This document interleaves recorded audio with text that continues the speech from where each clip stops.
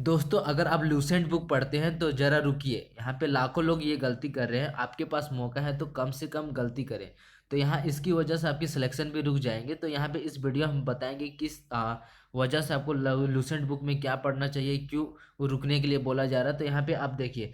तो यहाँ पे अगर आपके पास अगर लूसेंट बुक होगा तो लूसेंट बुक में आप देखेंगे कि बहुत सारी चीज़ें दिया गया है। तो बहुत सारे कैंडिडेट क्या करते हैं, पुराने बुक्स को पढ़ते हैं। बहुत सारे कैंडिडेट है नए बुक्स को पढ़ते हैं। तो इसमें दिक्कत क्या है कि पुराना बुक्स जो है, पुराने बुक्स में जो कैंडिडेट पढ़ते हैं तो इसमें बहुत सारी चीज़ें जो है अपडेट नहीं किया हुआ। जैसे आप विविध का सेक्शन यहाँ पे पढ़ेंगे तो बहुत सारी चीज़ें अपडेट किया हुआ नहीं मिलेगा। यानी बहुत सारी चीज़ें जो है अगर एग्जाम में आता है तो आप गलत करके आ जाएंगे। जैसे यहाँ पे पूछा जाएगा कि सबसे बड़ा विशाल स्टेडियम जो है कौन सा है। तो सबसे बड़ा विशाल स्टेडियम यहाँ पे लूसेंट बुक में लिखा गया है युवा भारती साल्ट लेक स्टेडियम जो कोलकाता में।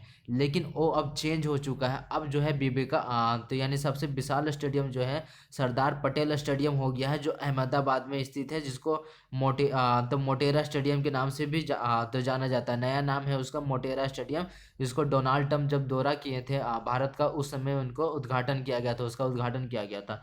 तो बहुत सारी ये तो एग्जाम्पल है। इस तरह से बहुत सारे क्वेश्चन जो है अपडेट नहीं किया हुआ है। जैसे ईस्वी से रिलेटेड हो गया, या फिर राष्ट्रपति प्रधानमंत्री या किसी भी क्वेश्चन जो है थोड़ा मतलब ईस्वी से रिलेटेड जो है वो यहाँ अपडेट नहीं किया हुआ होता है। तो यहाँ जैसे एग्जाम देने जाएंगे तो एक दो क्वेश्चन गलत हो सकता है और एक दो मार्क्स से आपका सिलेक्शन रुक भी सकता है।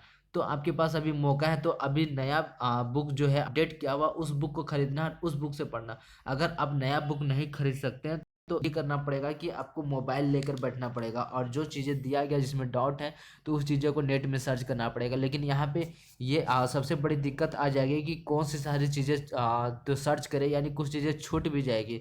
तो उसके लिए मतलब आपको मार्क्स वहाँ पे कट भी सकता है। तो इससे बढ़िया कि नया बुक पढ़ना पड़ेगा। और नया बुक ये नहीं कि नया बुक लेकर और उसको अंधाधुंध पढ़ना स्टार्ट किया, उसमें भी कुछ सर्च करना पड़ेगा।